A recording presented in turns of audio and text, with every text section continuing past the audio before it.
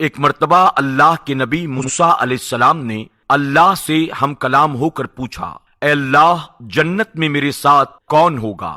جب موسیٰ علیہ السلام نے یہ سوال کیا تو اللہ رب العزت نے فرمایا، اے موسیٰ، فلاں شہر کا قصاب تمہارے ساتھ جنت میں تمہارا ساتھی ہوگا۔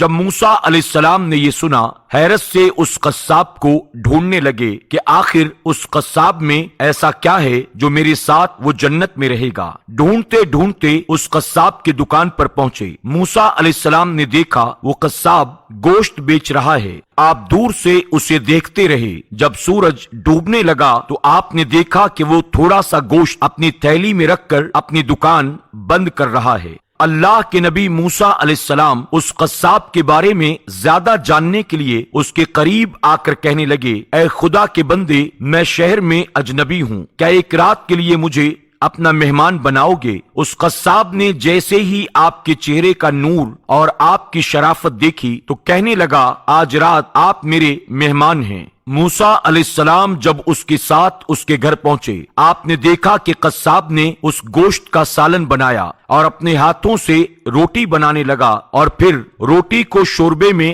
نرم کرنے لگا۔ پھر وہ قصاب دوسرے کمرے میں گیا جہاں ایک بوڑھی عورت چارپائی پر لیٹی ہوئی تھی۔ اس قصاب نے اس بوڑھی عورت کو اپنی گود میں اٹھایا اور باہر لا کر اپنے ہاتھوں سے وہ شوربہ اور روٹی نرم کر کے اسے کھلانے لگا۔ جب بوڑھی عورت کا پیٹ بھر گیا، حضرت موسیٰ علیہ السلام نے دور سے دیکھا وہ قصاب اس کا منہ صاف کرنے لگا۔ اتنے میں بوڑھی عورت قصاب سے کہنے لگی، میرے قریب آؤ اور کان میں کچھ کہا۔ قصاب مسکرایا اور پھر اس بوڑھی کو واپس اس کمرے میں لے جا کر لٹا دیا۔ حضرت موسیٰ علیہ السلام کے پاس آ کر وہ بیٹھ گیا۔ حضرت موسیٰ علیہ السلام نے فرمایا، اے خدا کے بندے، وہ عورت کون ہے؟ قصاب کہنے لگا، وہ میری بوڑھی ماں ہے جس کو میں روزانہ اسی طرح سے کھانا کھلاتا ہوں۔ حضرت موسیٰ علیہ السلام نے فرمایا، اے خدا کے بندے، تمہاری ماں نے تمہارے کان میں کیا کہا جس کو سن کر تم مسکرانے لگے؟ وہ کہنے لگا، میری ماں میرے کان میں روز کہتی ہے کہ اللہ تجھے جنت میں موسیٰ علیہ السلام کا ساتھ عطا فرمائے۔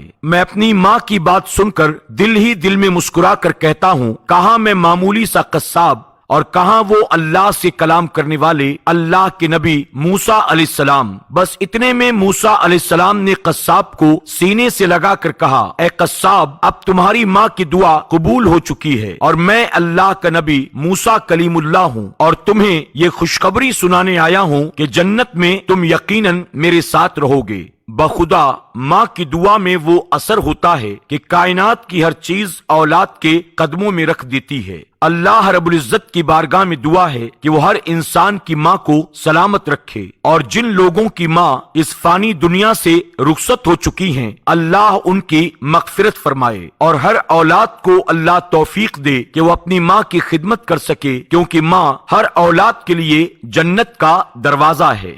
آپ سے گزارش ہے کہ فیس بک پر ہمارے پیج پیارا دین کو فالو کریں، لائک کریں اور شیئر بھی کریں۔